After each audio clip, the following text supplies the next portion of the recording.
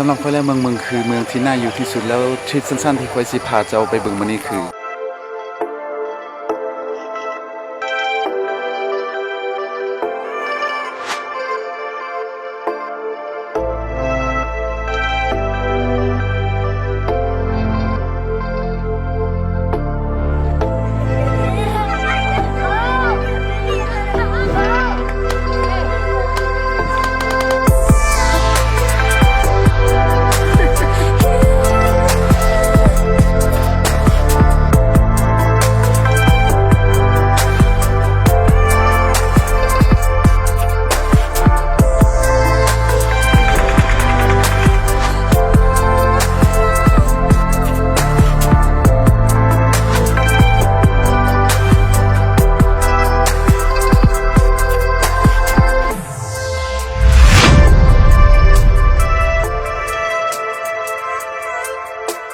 ภูยาคาเป็นอีกสถานที่แห่งหนึ่งที่ค่อยประทับใจหลายอยู่ที่เมือง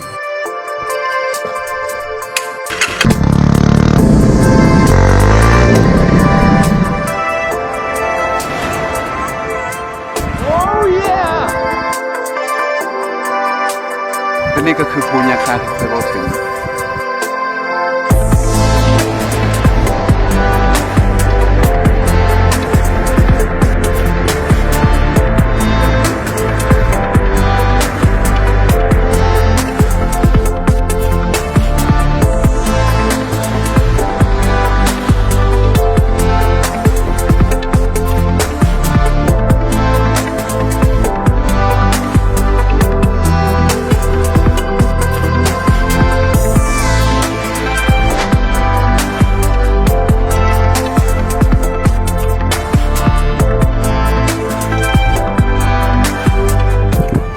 3 อาทิตย์แล้วและมีสร้างภาพใบนมได้โพสต์รูปของภูยาคาแห่งนี้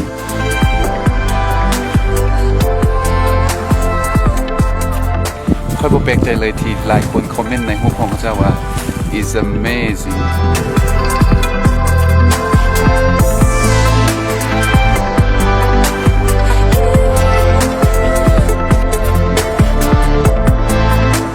และนี่ก็คืออีกสถานที่หนึ่งของแขวงโบแก้วที่คนโบแก้วคือเจ้าต้องมาให้ได้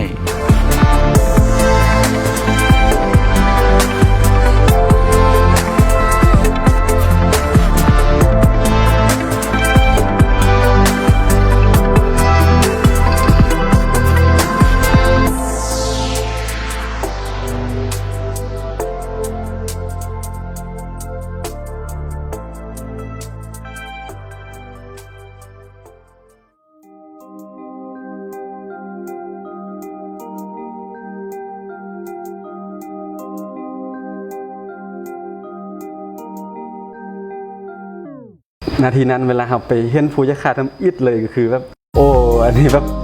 มันบอกไม่ได้เลยว่าโอ้มันความรู้สึกแบบมัน Amazing อะนะแบบมันสุดยอดเลยนะพอดีเห็นปุ๊บก็คือเลี้ยวไป